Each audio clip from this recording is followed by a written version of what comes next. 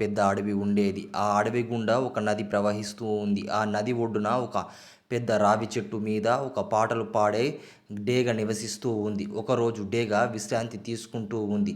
నదిలో ఒక తుమ్మెద ప్రాణాల కోసం పోరాడడం గమనించింది. డేగ వెంటనే చెట్టు నుంచి ఒక ఆకును తుంచి తుమ్మెద దగ్గర వేసింది. గట్టిగా ఇలా అరిచింది, ఓ తుమ్మెద, ఈ ఆకు మీద ఎక్కి నీ ప్రాణాలు కాపాడుకో.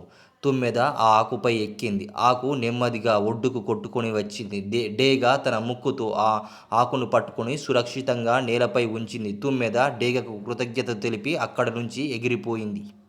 కొన్ని రోజులు గడిచాయి. తనను కాపాడిన ఆ దయగల డేగను మళ్ళీ చూడాలనుకుని తుమ్మెద బయలుదేరింది. అలా వెళ్తుండగా ఒక వేటగాడు ఒక విల్లంబు చెట్టుపై ఉన్న డేగను గురిపెట్టాడు.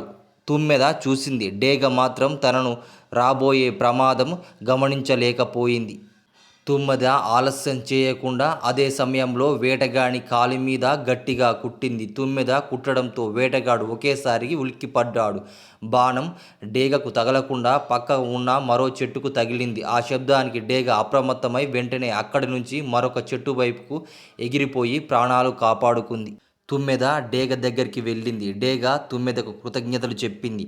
దానికి తుమ్మెద వినయంగా, మీరు చేసిన సహాయంతో పోలిస్తే నేను ఈరోజు చేసిన సహాయం చాలా చిన్నది అంది. ఈ రోజు నుండి డేగ మరియు తుమ్మెద ప్రాణ స్నేహితులయ్యారు. చేసిన మేలు ఎన్నటికీ వృధా పోదు అని ఈ కథ ద్వారా తెలుస్తుంది.